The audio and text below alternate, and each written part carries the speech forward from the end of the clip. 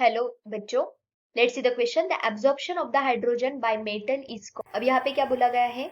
Hydrogen का जब absorption होता है बाय मेटल तो उसको क्या कहा जाता है? तो उसका आंसर है ऑक्लूजन। ओके, उसका आंसर क्या है? ऑक्लूजन। जब मेटल किसी हाइड्रोजन को एब्जॉर्ब करता है तो उसको कहा जाता है occlusion.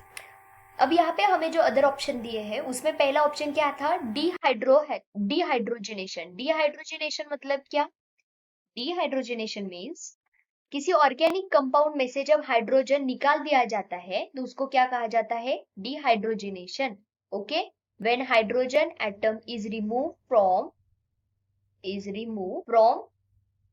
Any compound, organic compound. इसका अगर एग्जाम्पल देखें तो कौन सा एग्जाम्पल हो सकता है?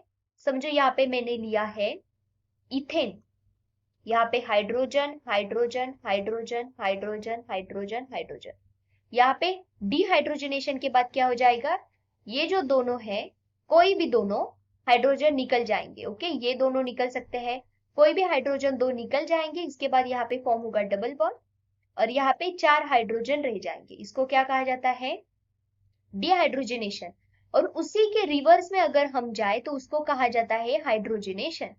अगर ये ऊपर के रिएक्शन देखें तो यहाँ पे है डिहाइड्रोजनेशन। ओके, और ये जो है इसको कहा जाता है हाइड्रोजिनेशन, मतलब एडिशन ऑफ हाइड्रोजन। ओके, मतलब ये अगर रिवर्स रिएक्शन हुई तो हाइड्रोजनेशन, और इसमें से अगर लूज किया हमने हाइड्रोजन को, दो हाइड्रोजन को लूज किया तो यहाँ पे हो जाएगा डिहाइड्रोजनेशन। और एब्जॉर्प्शन मतलब क्या होता है?